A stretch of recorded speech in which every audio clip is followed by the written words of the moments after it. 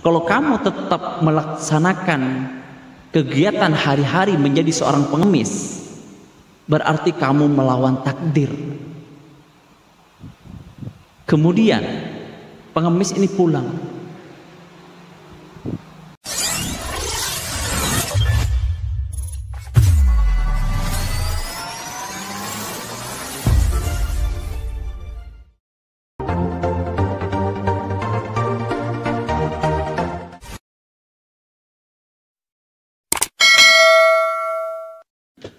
Sahabat-sahabatku sekalian, teman-temanku, saya akan menyapa Anda dengan salam saya. Assalamualaikum warahmatullahi wabarakatuh. Berjumpa dengan channel yang masih seumur jagung ini, dimana lagi kalau bukan di Inspirator Muda Indonesia. Teman-teman sekalian, pada video pertama ini di channel ini saya ingin menyampaikan latar belakang channel ini kami buat. Pada tahun 2011 ketika saya masih menjadi mahasiswa di Universitas Negeri Surabaya jurusan fisika, saya mengikuti seminar yang diadakan oleh Fakultas Teknik, yang mana pembicaranya pada waktu itu adalah Mas Maliki. Kemudian dari sana saya terinspirasi, termotivasi untuk menjadi seorang trainer, di mana visi saya dalam hidup ini minimal harus bisa menginspirasi dalam hidup saya minimal 1 juta orang. Itu yang saya tanamkan setelah saya mengikuti seminarnya Mas Maliki. Singkat cerita, di tahun 2011 itu juga saya mengikuti seminar pelatihan untuk menjadi seorang trainer di Kota Malang.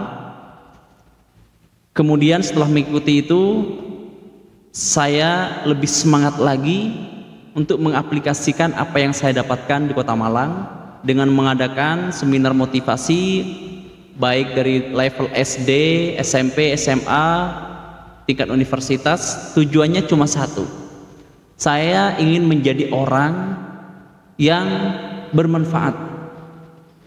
Makanya 1 juta orang itu target sebenarnya sih. 1 juta orang itu minimal yang harus saya capai. Kemudian seiring berjalannya waktu, saya sudah mulai dipercaya dari publik. Yang paling berkesan bagi saya itu di tahun 2014. Waktu itu saya masih semester 7, di mana saya dipercaya untuk mengisi seminar motivasi yang diadakan oleh Bank Danamon di Surabaya, yang mana pesertanya itu sangat luar biasa. Beliau adalah para manajer, para pimpinan di cabang masing-masing. Kemudian di tahun 2013-14 juga, atas inspirasi dari teman, ada teman saya mengatakan seperti ini, "Afri, saya pernah mengikuti seminarmu, bagus, sangat menginspirasi. Tentu sayang kalau itu tidak dikembangkan. Gimana kalau kamu menulis apa yang kamu sampaikan di seminarmu itu kamu tuangkan dalam bentuk tulisan? Karena orang di luar sana itu tidak semuanya memiliki waktu untuk mengikuti seminar-seminar. Sehingga dari situ saya mencoba menulis buku yang isinya itu apa yang saya sampaikan pada seminar saya. Kemudian sudah rampung, saya coba mengajukan ke penerbit yang memang terkenal, Gramedia Pustaka Utama, dan ajaibnya buku saya diterima oleh Gramedia. Saya datang surat ke saya kalau naskahnya sudah berada di meja siap untuk diedit. Dengan seperti itu, di tahun 2014 buku saya yang berjudul rahasia di balik kesuksesan orang-orang besar resmi diterbitkan di PT Gramedia Pustaka Utama. Dari sejak itu juga akhirnya saya semakin mengadakan seminar-seminar untuk bedah buku. Cuman di tahun 2017, mulai dari tahun 2017 sampai 2020, saya vakum untuk mengadakan seminar-seminar motivasi. Karena dari tahun 2017 sampai 2020 itu saya mencoba mengembangkan bisnis yang saya rintis. Mulai dari bisnis dari sektor pertanian, dari sektor peternakan, dari sektor makanan, sampai sektor pendidikan. Semuanya saya coba dan yang bertahan itu di sektor pendidikan. Kemudian teman saya di tahun 2022 ini, kapan hari ya, itu nelpon, di mana teman saya ini yang dulu menyuruh saya menulis. Dia bilang gini, gimana kamu masih aktif ngisi seminar-seminar memotivasi? Enggak, akhir-akhir ini saya mulai vakum. Loh kenapa katanya? Apa sudah tercapai targetmu 1 juta orang? Ya kalau dihitung masih belum sih. Oh ini kebetulan dia ngundang saya untuk mengisi seminar motivasi. Kemudian dia ngobrol seperti ini. Dulu saya mencoba menyarankan kamu untuk menuliskan dan alhamdulillah bukumu diterima oleh penerbit yang memang luar biasa dan tidak semua orang karyanya itu diterima di sana. Kemudian dia bilang gini, sekarang itu sudah zaman digital. Kenapa kamu tidak membuat channel di mana channel itu kamu benar-benar kontennya yang benar-benar inspiratif. Channel itu yang kontennya benar-benar inspirasi banget. Baik di kalangan anak-anak, remaja, orang tua, itu kontennya yang benar-benar menginspirasi.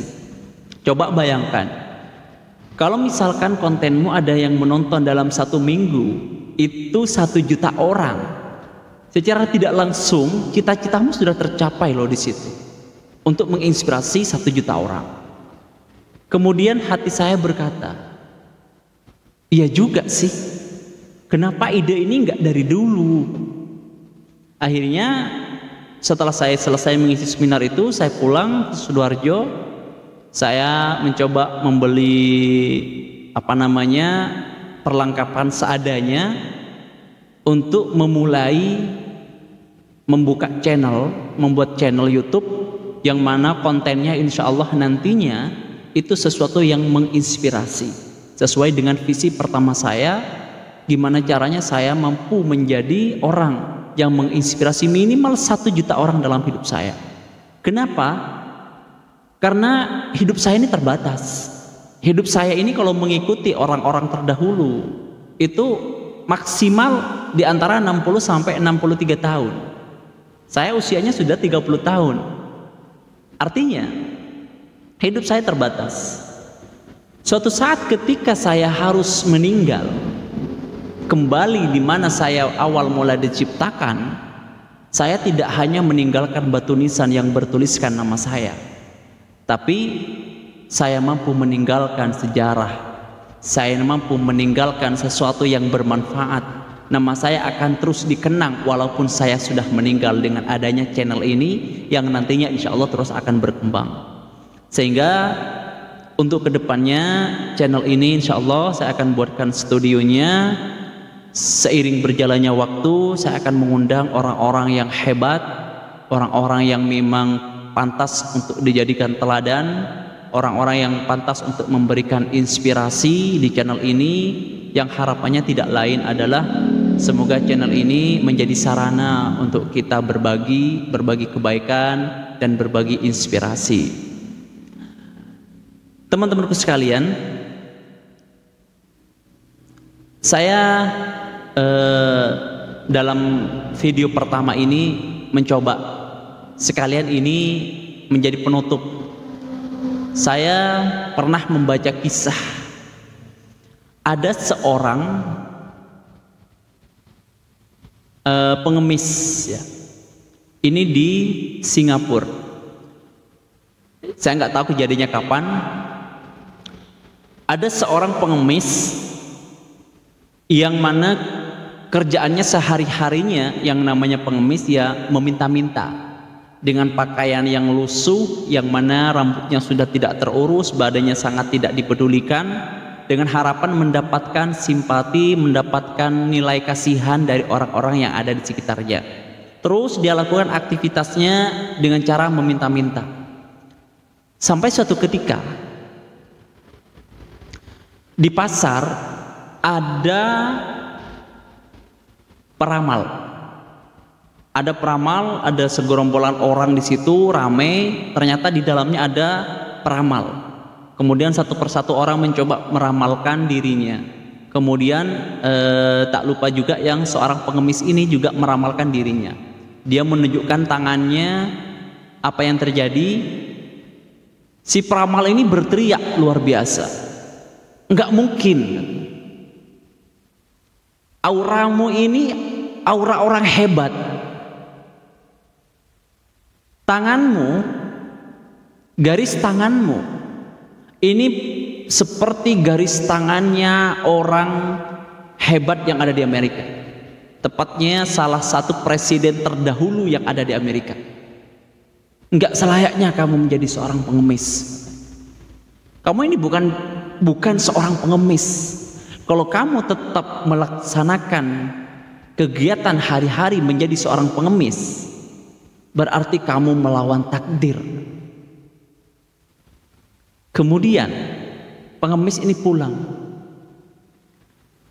namun masih belum bisa merubah aktivitasnya, tetap melakukan hal yang sama, menjadi seorang pengemis.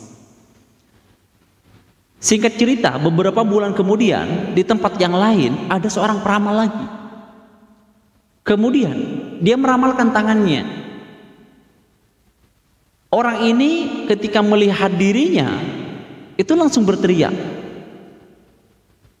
"Kamu ini gak selayaknya menjadi seorang pengemis," katanya. Dia berkata, "Kamu itu orang hebat. Kamu itu harusnya saat ini sudah menjadi orang yang sangat luar biasa.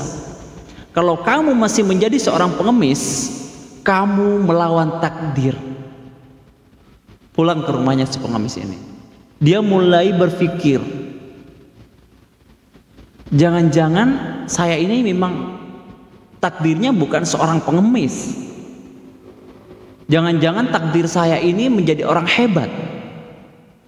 Tidak lama kemudian si pengemis ini mulai merubah penampilannya. Dia potong rambutnya, dia rapikan rambutnya, dia mandi, pakaiannya sudah ditinggalkan pakaian pengemisnya, dia menggunakan pakaian yang normal. Setiap pagi dia melakukan aktivitasnya dengan mandi. Kalau sebelumnya kan tidak, biar mendapatkan kasihan dari orang lain. Kemudian hari-harinya sudah mulai berubah. Dia mulai banyak belajar, membangun banyak relasi. Singkat cerita, sahabat-sahabatku sekalian, orang yang dulunya ini menjadi seorang pengemis karena niatan untuk berubah dan yakin kalau dirinya bukan seorang pengemis, maka beberapa tahun kemudian orang ini menjadi salah satu atau satu di antara orang terkaya yang ada di Singapura. Hikmah apa yang dapat kita ambil dari kisah ini? Teman-temanku sekalian, kita bisa menjadi orang hebat bergantung diri kita sendiri. Saya bukan peramal yang didatangi oleh pengemis tadi, tapi saya katakan kepada sahabat-sahabatku sekalian, Anda adalah orang hebat. Kalau Anda berpikir orang hebat, maka kalian akan menjadi orang hebat. Tapi kalau kalian berpikir orang biasa-biasa saja, maka tentu kalian akan menjadi orang yang biasa-biasa saja. Di mana Einstein berkata, hanya orang gila yang menginginkan suatu perubahan, tapi di hari-harinya tetap melakukan hal yang sama. Kalau kita mau berubah, kalau kita ingin menjadi sesuatu yang lebih bagus, lebih baik, maka lakukan hal yang berbeda dari sebelum-sebelumnya. Oke, teman-teman sekalian, semoga video ini bermanfaat. Silakan di komen, di like, di subscribe, dan di share sebanyak-banyaknya untuk mendukung channel ini ke depannya. Saya Afrianto, Inspirator Muda Indonesia. Wassalamualaikum warahmatullahi wabarakatuh.